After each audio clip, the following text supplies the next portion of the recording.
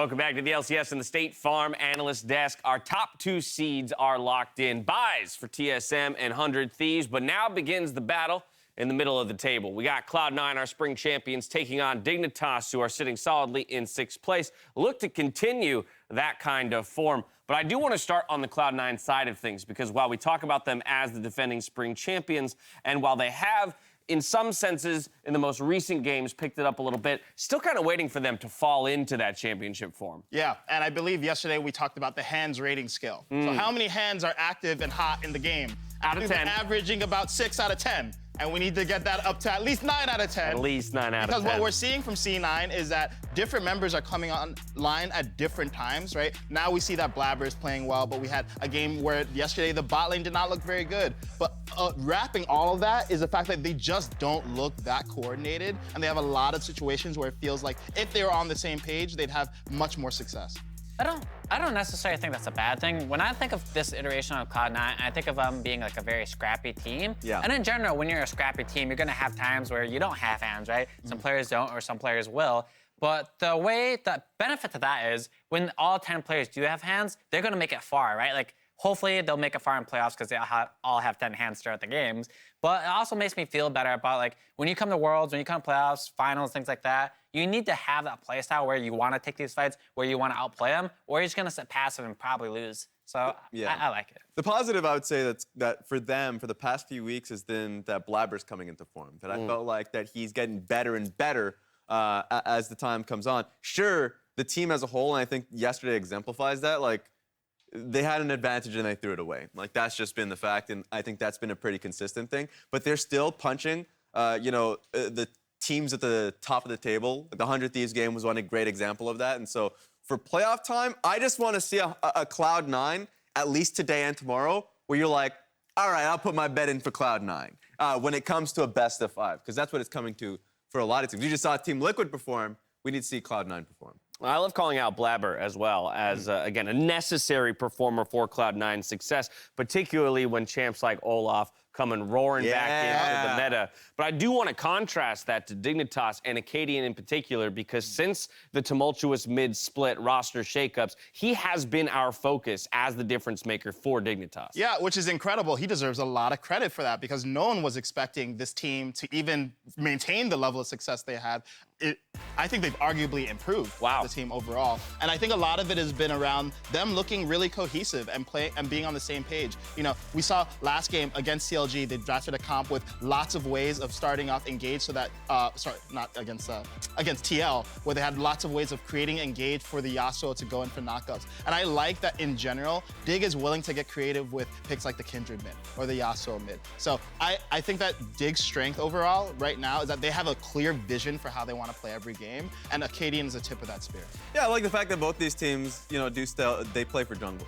I think a lot of our top teams at the moment are teams that look to, TSM is a good example of that, 100 Thieves is a good example of that, where you're playing and trying to figure out what your jungle wants and needs, and they've done that pretty consistently around Acadian's win condition. And I think Acadian had a fantastic performance on his Diana. So, like, that's definitely the case.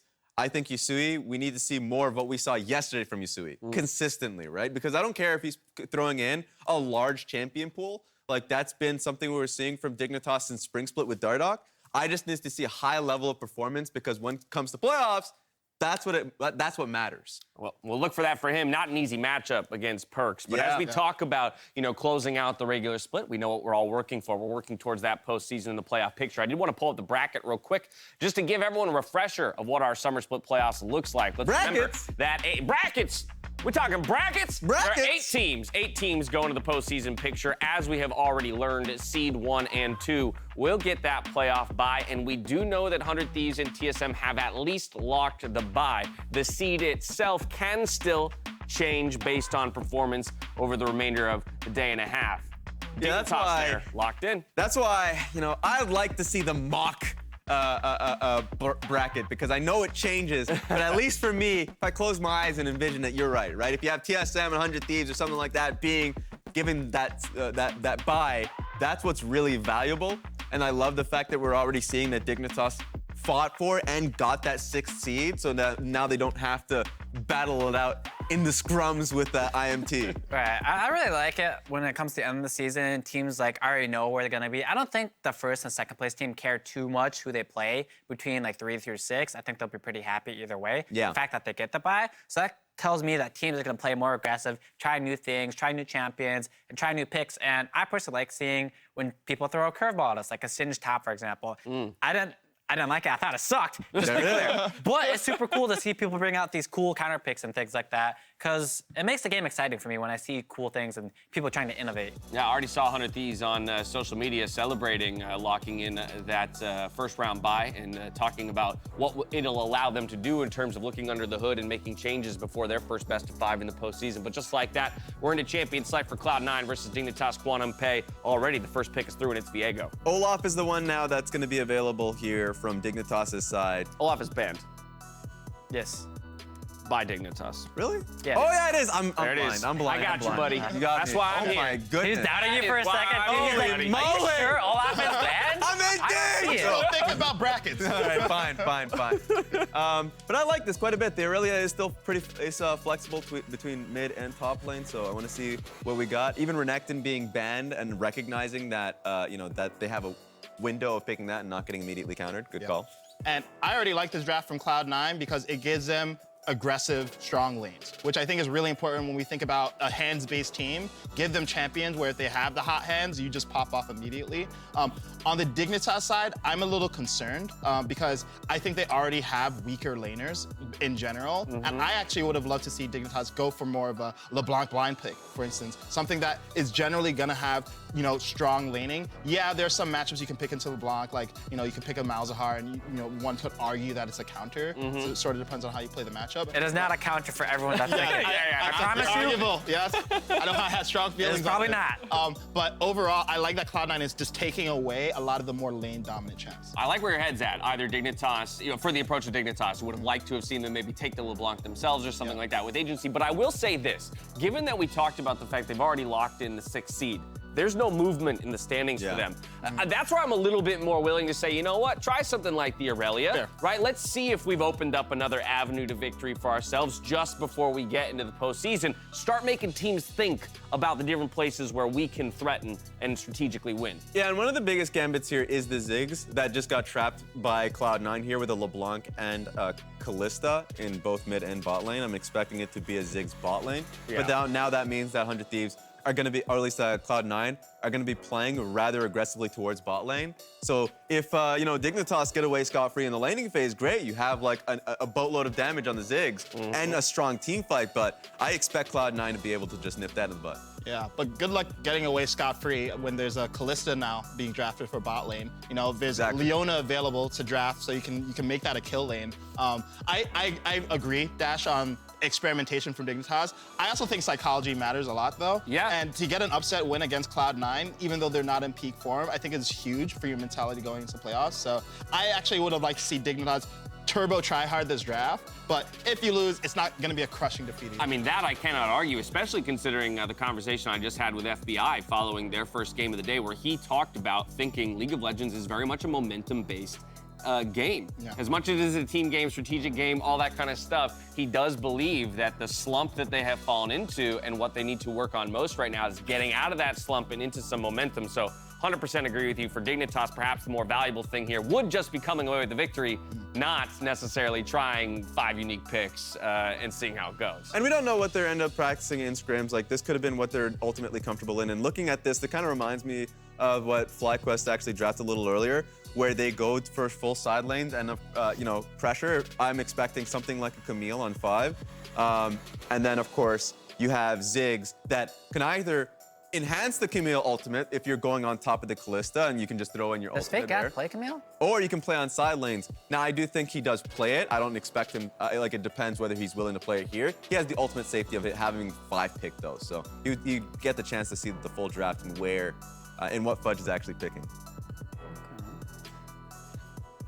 Alistair, the pickup. Yeah.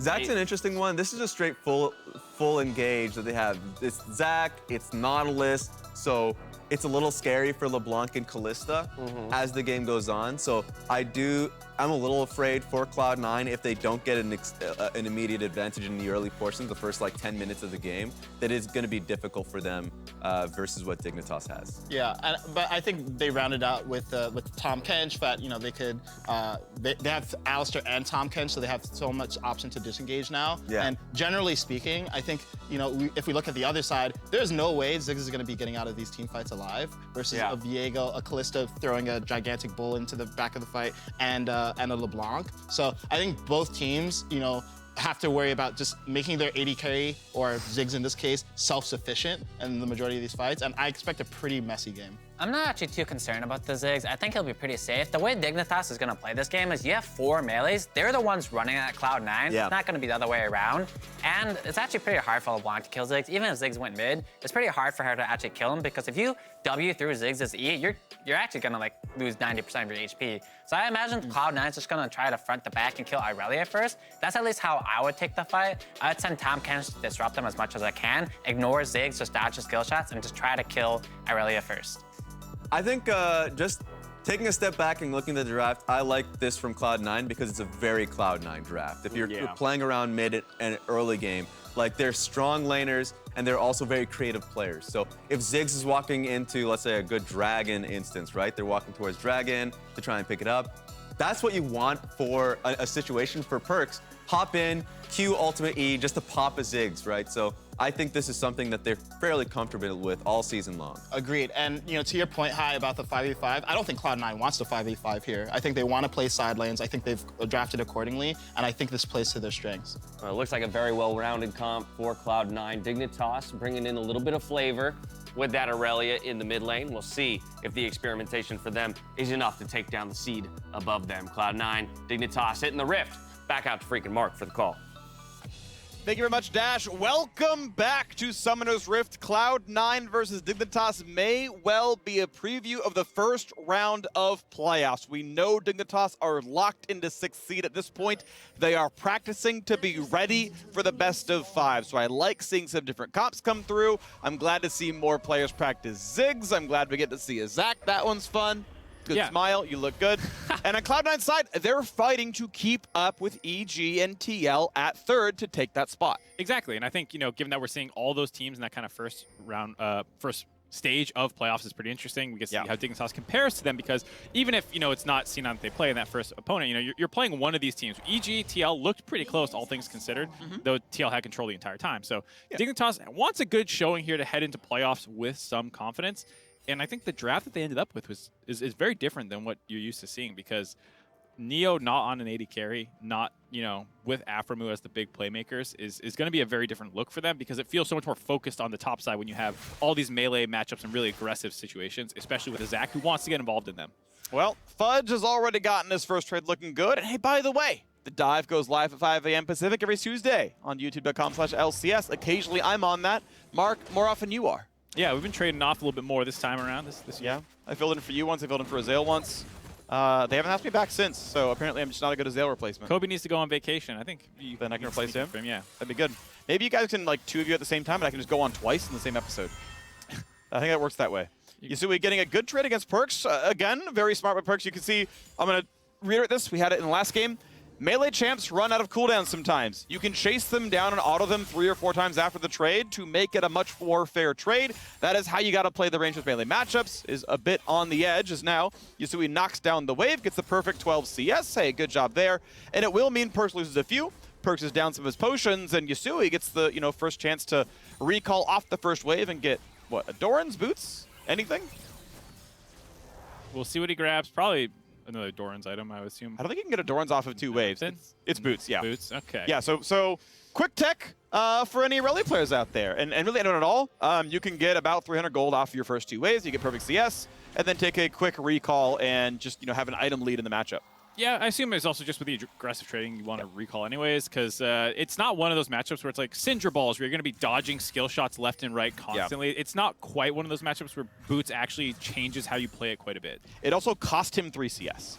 By doing that, he lost all 3 melees of the next wave, which is actually quite a lot of golden XP, so he's going to be late to level 3, and suddenly Perks has lane control, so maybe don't do that. we'll have to see. I mean, yeah, of course. Maybe it will help, sticking on the LeBlanc if you have boots and she doesn't, you're going for an all-in. There's a lot of situations that boots secretly make a big deal in, getting to a jungle skirmish earlier, these kinds of things. So it's also interesting with LeBlanc Aurelia. It's new, quote-unquote, Aurelia.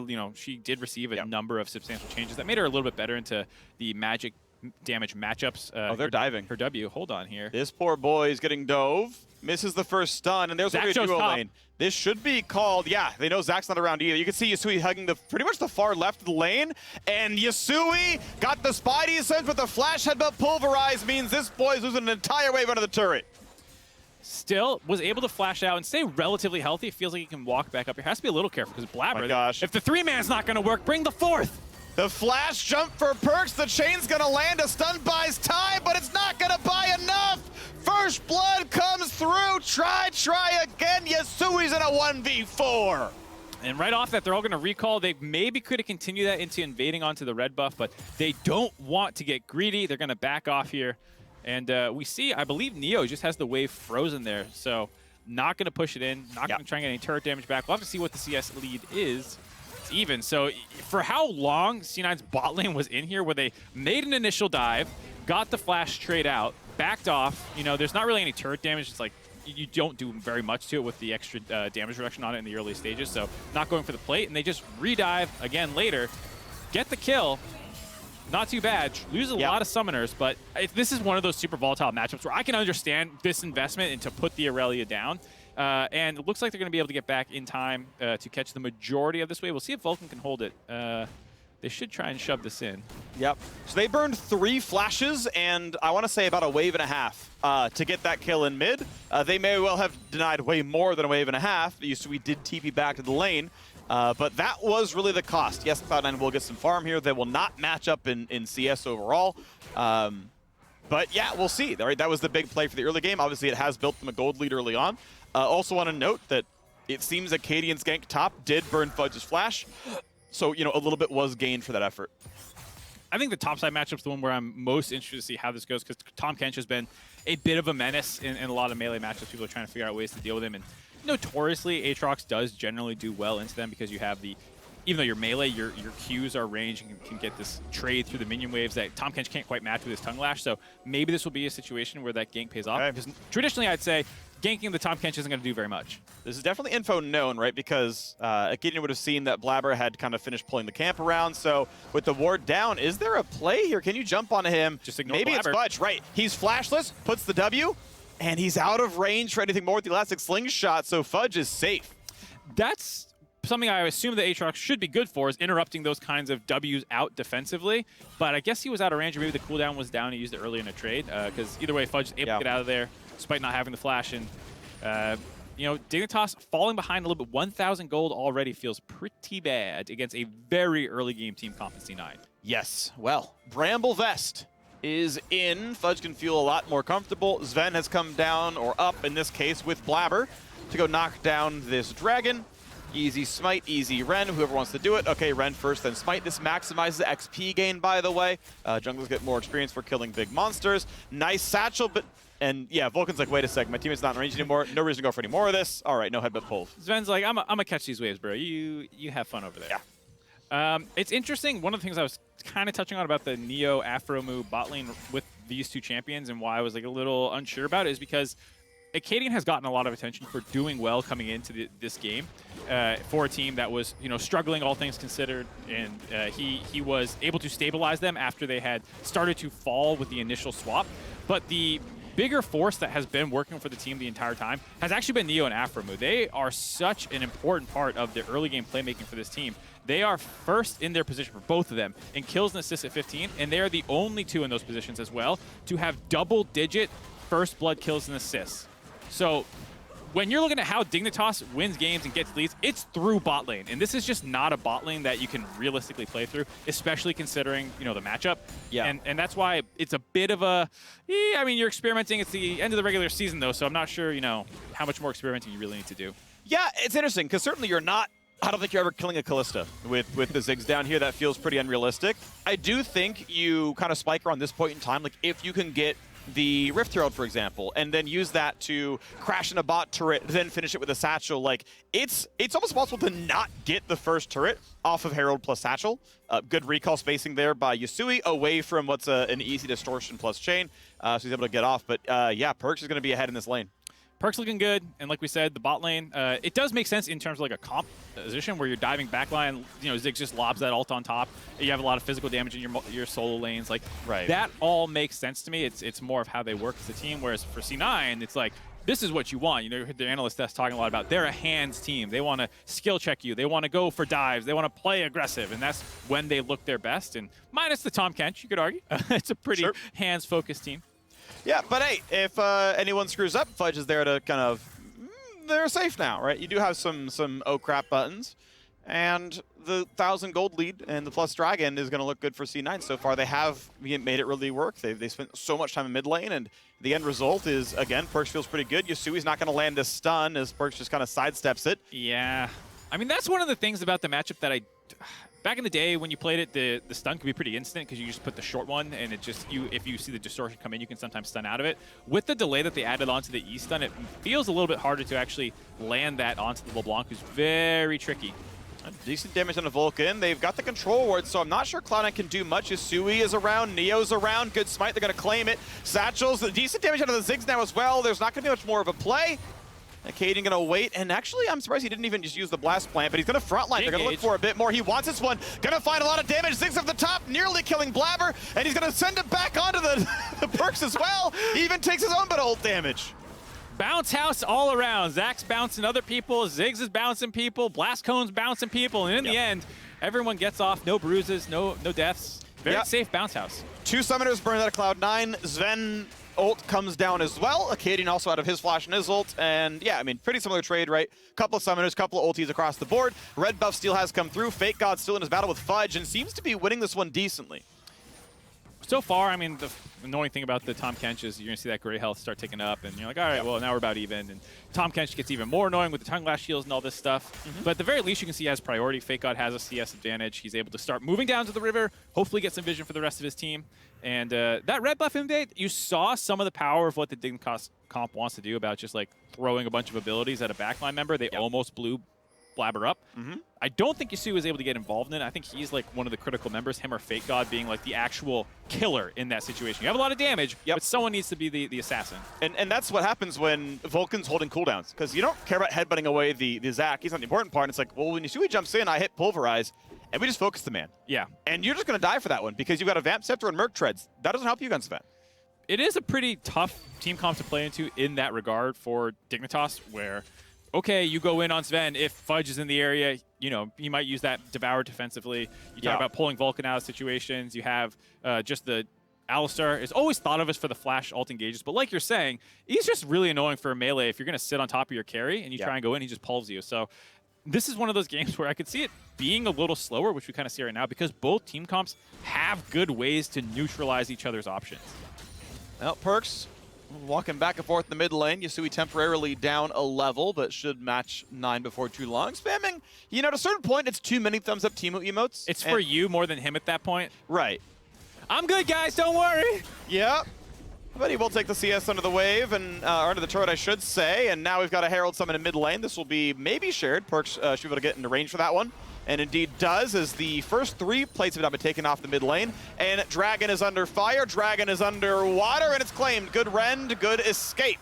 A jump from the Callista, the ulti from Blabber, no problem at all, no casualties, and Acadian not going to find himself into a fight. So Cloud9 only have the gold lead, but now the first 2 Dragons as well. Yeah, 12 minutes in, this is a good start to the Drake Snowball. You know, they have the Rift Herald mid lane to draw a little bit of pressure. Dignitas kind of tried to ignore it. You saw Acadian walk right past this. Like, I'm not going to get baited into trying to defend my mid lane turret here. I want to stop the Dragon, but just too slow to get in there, and the Callista Rend secures it pretty easily. And so another opportunity for Dignitas to try and fight that just slips through their fingers.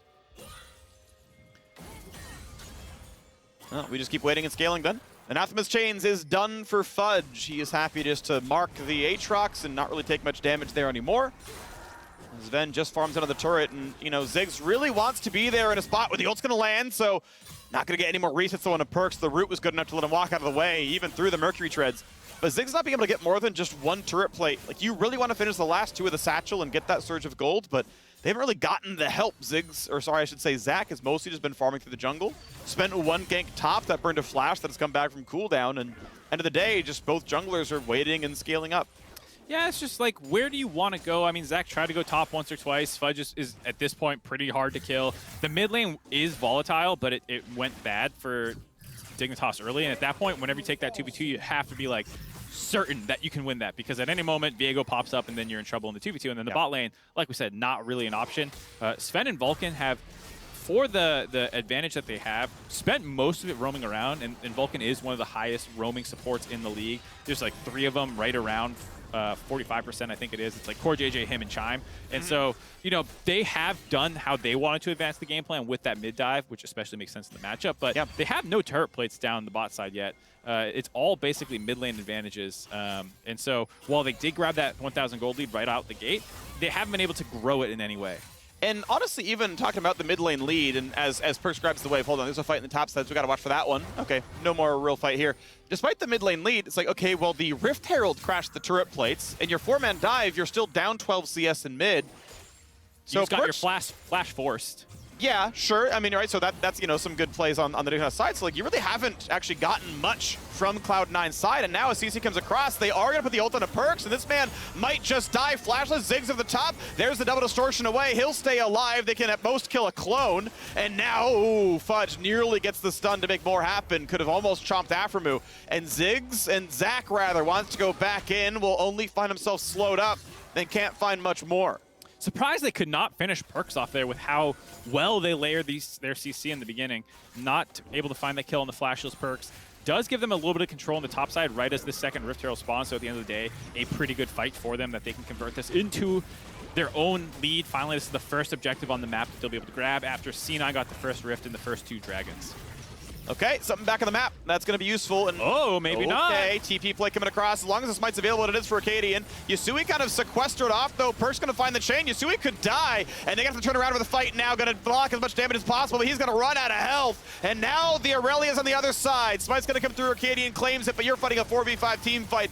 Good luck with this one. Over the wall comes the jungler, and that's going to be the push towards Fake God. Big thick skin there, hitting him around. The bounce house is in. Here's Can Perks. they get Sven? Sven staying alive. Sven will not die. Neo gonna fall instead. Reset comes in. Flash to safety. The Zig Satchel. The ulti back in. And the Zach is just bloblets now. Dignitas just cannot team fight. It is an ace at 16 minutes at the Rift Herald. The TP back in by Perks. They completely outplayed Dignitas there. You talk about being a hands team, you show that replay, because that was 100% outplay by C9. Beautifully done. Bud Light ace. Yeah, well done, Cloud9. I mean, it's just so well set up by C9. I mean, you can throw maybe a little bit of shit at Dignitas here, but Yasui's off on the flank. He's like, if they walk forward through here, I'm going to try and jump on Vulcan, Blabber, and Sven. That's what he's thinking. Doesn't see the TP coming in. Then the chain lands, and Blabber just focuses onto Yasui. Vulcan, in the meantime, is like, hey, I'm Alistar with an ult on. Look at me. I'm big and dumb. Try and hit me. Oh, great. Yep. You also have Kalista ult. There's no way. Nice re-engage. Fudge finds the flank, and, you know, there's 4 people beating on him here, and it's just not doing anything to him. He devours the Aatrox. I am surprised Fake God went for the instant flash out. I think you should try and kill Vulcan there.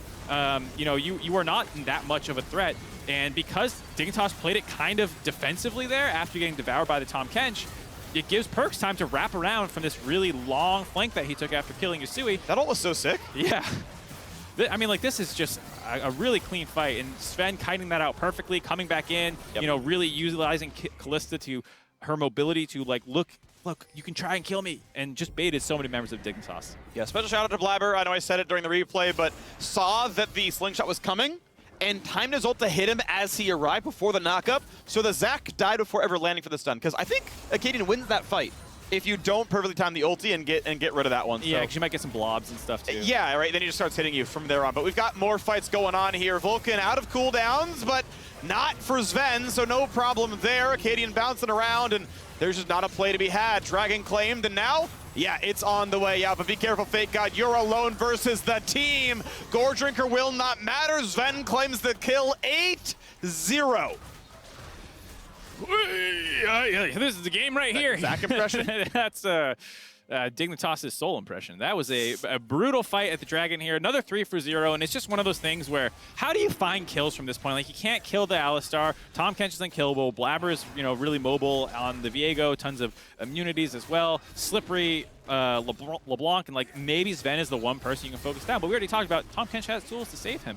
This feels so hard for Dignitas here, and they don't have necessarily great pick tools. I mean, you can land the Tahm Kench ult, you can land, or excuse me, the Nautilus Dredgeline or something, and try and target out one person, but you're probably going to lose the 1-3-1. You're not going to have pressure mid lane. Like, from here, C9 should be able to control all the waves and all the jungle. So we got some side lane going on. There is a lot of farm on Yasui. I will kind of tunnel on that because, I like the Irelia pick. I think she's a really strong champion, and just my eyes are on Yasui a lot just because he just kind of stands out on the roster to me as someone who's involved in so many of the plays. He's got farm, but not as much as Sven, and unfortunately, hasn't been able to get anything strong offensively. Great play by Sven. Love those pierces through on the minion and, some decent poke on a Neo. It's not going to matter too much, but Cloud9 just in ownership of this game. And even from here, I was talking about they're going to have total control. They don't need to explode the game immediately. I mean, it's a 5K gold lead, pre-20 minutes. Next soul point at 4 minutes from now. So, yeah, take it slow here. Clean up the rest of the outers. I mean, all those are still up. That's the important thing to talk about with this gold lead is there's still a lot of standing gold on the map. Like, as soon as they actually start blowing these up, it's going to balloon even further. They can hopefully get these done before the next dragon fight, so they're at maximum strength for it. And here they go, trying to dive mid lane. Straight up just dives the turret, and it's like, didn't work, whatever. Team's still here to push in, decent damage, but they can't get any more. Afro's anchor on Cloud9 for a second more. Now available to go in, but there's no good targets anymore. So, and of course, Vulcan can do whatever he wants. Anyone else can do it as long as Fudge is on the screen. It is very hard to finalize that first kill. Perkz just permanently now on split push. Has the Luden's Echo done, or Luden's Tempest, I guess, and some autos. Ooh, does he really get onto Yasui? He's gonna find some decent damage. Ult comes across, Chain's gonna get a bit more, half HP. Yeah, chunks out Yasui. Yasui's trying to clear up off the wave. I mean, this is the nice thing about the Blade of the Rune King first, skipping your Mythic instead, going for this, not too uncommon, and it gives you a little bit more sustain in the 1-3-1, but all in, still a threat. A stun, a flash, a Zac coming across, Ulti coming in there as well. Can they chase down Vulcan? No one's in range to save him. So yes, this is the bait, this is the kill. Yasui's gonna grab the gold. Well played, perfect game averted. Now Fudge versus Fake God 1v1. That stun's gonna land, and he's gonna pull him back in, and just like that, 2 kills on the board. Top laners fighting, and it's Fake God who has to walk away. Fudge now winning the 1v1.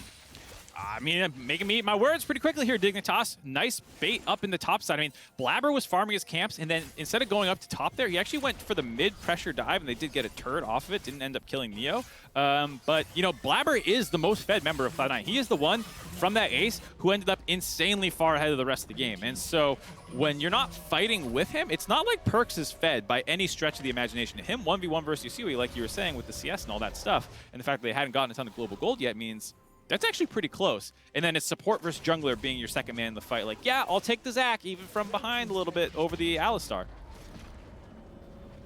But it's still a huge deficit to walk back from. Yeah, I mean, they're not back quite yet, but not a bad first, It is step. It is a good first step going towards what should be a Divine Sunderer here on the Irelia, so that'll be a very important power spike when it comes through. Just relying on the Mercury Treads for magic resist, no, Wit's End into the LeBlanc or anything like that. Merc Treads, of course, not bad. Bonus health going to be useful here as well. And now Yasui going to try for the next round. Is down a level under Perkz, but Acadian's around. Yeah, stun's going to be almost impossible to land. Distortion is instant cast. Fake God can stay for turret damage. Honestly, one more auto kills it. Okay, there you go. And now trying to battle up against Fudge, but has to be respectful. Yeah, ultra move speed, but could be chomped up. When does he want to cast it? Gore Drinker used. Now reinforcements and ult not required. Fake God is going to go down. Kill credit goes to Blabber. Blabber picks that one up, getting even further ahead. Right call, all things considered, as Perkz in a bit of trouble there. You see, Yasui does good damage. Flash, very much down for the Irelia. Up if Perkz needed it. And just quickly wave clears and runs away. I mean, the 2 kills they got, hold on. Oh, so 1v3. Did not see them coming. Will find a stun, but I don't know how you get any kills. Look for Perkz. Good sidestep by Perkz to turn back down and not be the stun target. But yeah, a great roam by the C9 bottom lane. 10-2 in the scoreboard. Keeping control of the game, not letting it get away. Dragons in 40 seconds. Yasui will respawn before then and does have TP, so he might be able to get in range for it, but they're not going to have any good wards. This feels like that kill giving over to Soul Point now for C9, and if there was any hope they had in the game, I think, you know, it had to be like, okay, we get some pick before the dragon and can slow the stacking down. Here now they're in a lot of trouble. And you can see the attempt at a channel, but Kane's like, no, there's really no way to kill this guy. Can tell that there's a roam on the way over as well, so don't overextend, don't get yourself picked off. Yeah, Fudge not going to be in really any danger. Just tanking up on the front line, stacking durability. Iceborne Gauntlet now done as well. Look at that vision. Like, hey, why don't we contest this dragon with literally no vision anywhere in bot side except the tri-brush? Yep. All you know is the support's right down next to that port of the river as the new ward comes in. And Tom Kench going to find a knock-up. Fudge in the middle of the enemy team. He will survive for a while. Smite Steal's not going to come through for Acadian. Running out of health pretty rapidly, puts the ulti down. Then Fake God's here to help, but can they get the rest of the damage? Because, by the way, Aurelia's been chomped up. Yusui goes back in, but do they have the damage to kill? Here comes the Thick Skin, and Perks is able to get the snipe and the kill onto Yusui, and it's time to chase them down, and do so they will. Cloud9 on 3, Cloud9 on 4, and it's time for Acadian to drop down for the 5th. A great knock-up by Fudge. He's dancing under the turret. He's recalling with Thick Skin on. There is no chance for Dignitas. Dignitas just try and brute force their way into the river, try and charge right past C9. Acadian slingshots past his team, dying to try and get in range for the smite, but you're against a Callista. So, of course, he just rends it away, and then your team's totally disjointed. You know, there's a ton of pressure on Neo that whole time, and just a total clean ace by C9. Gonna grab the Baron off the back end of that. I like the what's in second for Sven. The primary dive opposition is actually Ziggs plus Zac doing a lot of the damage there. And so, yeah, okay, Zac flies in and ults and Ziggs over the top, and you're like, I still got shield bone, man. It's not really a problem here. Good job claiming Baron, of course. There weren't really any deaths, so Baron grabbed, gold lead 9,000. Cloud9 looking to end the game.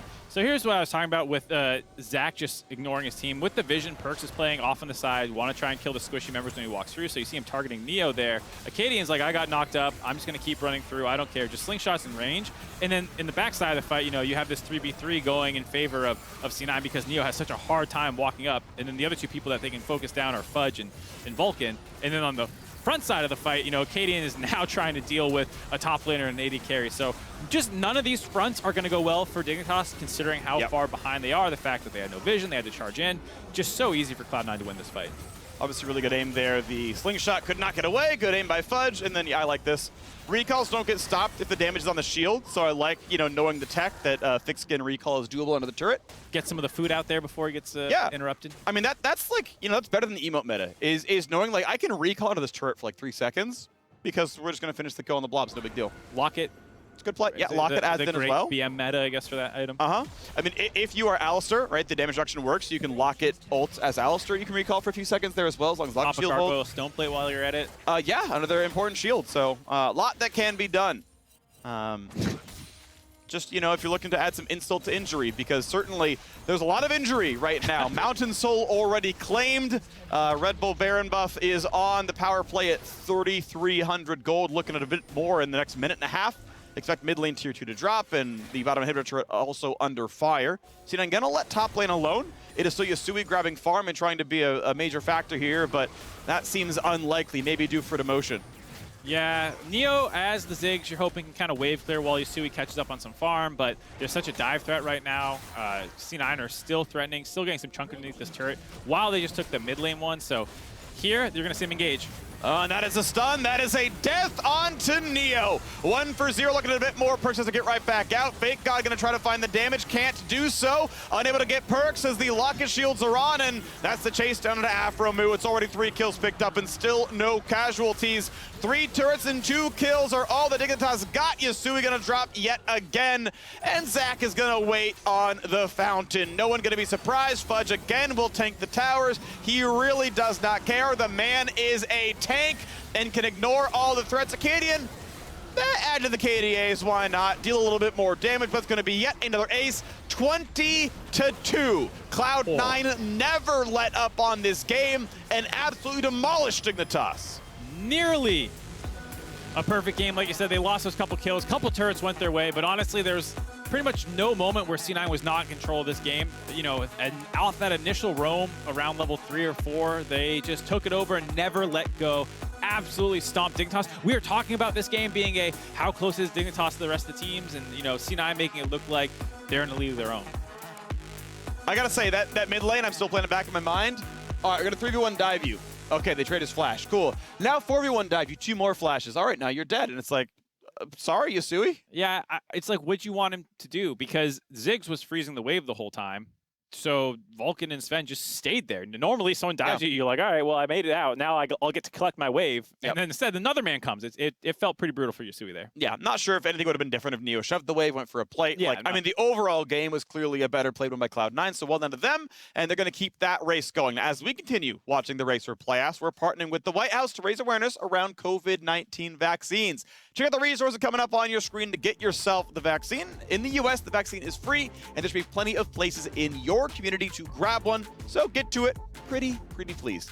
We want to make sure everyone stays safe and healthy so we can once again be together with butts and seats. Now, after the break, let Tigers talk with Cloud9's Fudge in the Verizon post-game interview, so we'll see you there.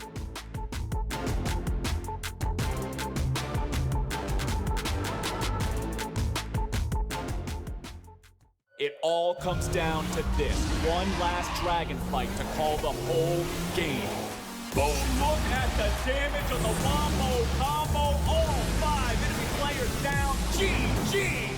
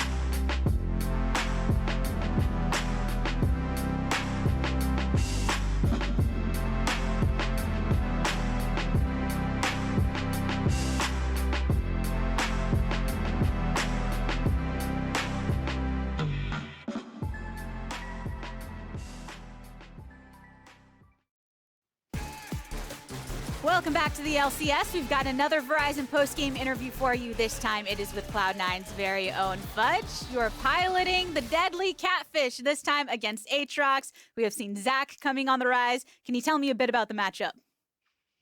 Well, I sort of just blind picked Tahm Kench because I thought that they didn't really have a lot of damage in their comp, and also I thought that they wouldn't really be able to counter it or play around it very well. So I blind picked Tahm Kench, and they picked Aatrox into it, which I think is a really bad answer to Tahm Kench, which just goes even in lane and then is sort of just useless. So I sort of just went even, and then they fought Herald and lost the game instantly. So it was a pretty fun game.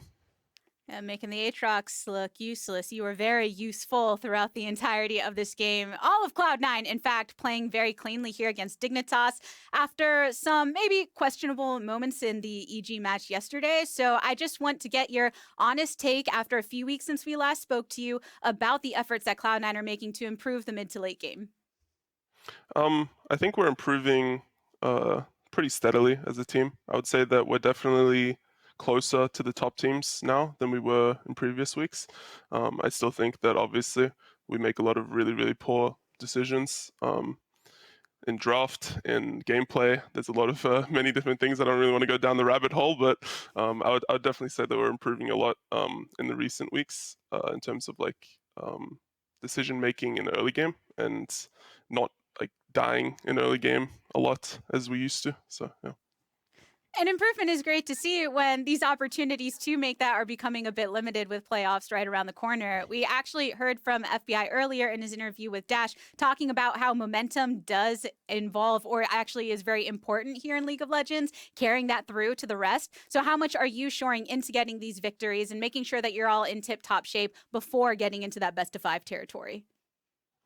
I think like momentum, I guess, is a thing in terms of like mentally, but I do think that it's just sort of how much you improve like before playoffs. And I do feel like as a team, we've probably improved the most before playoffs than any other team. And I also think that as a team, we're a lot better in a best-of-5 setting because we adapt very well during the series.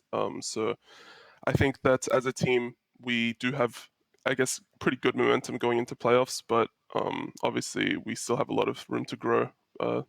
As shown by like our loss against EG yesterday. But your final opponent here in the regular season is looking to make improvements as well. They brought Santorin back in. We see our championship matchup once more. How do you think that's going to fare? Core JJ was already calling it as a 3-0 in the books for TL. I think TL is definitely a lot better with Santorin, and I also think Alfari is a lot better than Jenkins was in middle of the season. But I think it's going to be very reliant on draft. But I think it's very likely that if we have a decent draft, that we'll beat them. And I do think that their win today wasn't like they're insane. I think the enemy team sort of just fell over and lost. Even though I do think that we sort of do that as well sometimes. So we'll just have to see how tomorrow goes, and hopefully we actually have a human gameplay. It's going to be a fun match indeed. Fudge, last question to you, because your name has come up a lot in this, Honda MVP discussion with your consistency and showing out for Cloud9. Do you have any stake in that at all in trying to receive such an honor?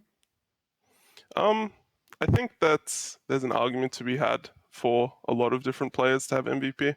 I personally don't actually care because I think that the people that vote for it aren't important to me, and I don't think that they're intelligent, so I don't actually care.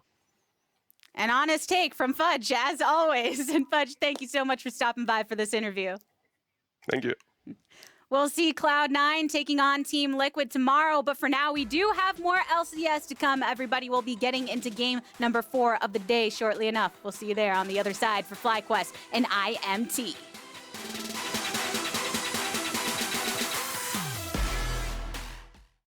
Can't believe that Daniel deal you got me on my insurance. Daniel, State Farm offers surprisingly great rates to everyone. Sure you do. You want to meet the queen? I'm not dressed for that. When you want the real deal, like a good neighbor, State Farm is there.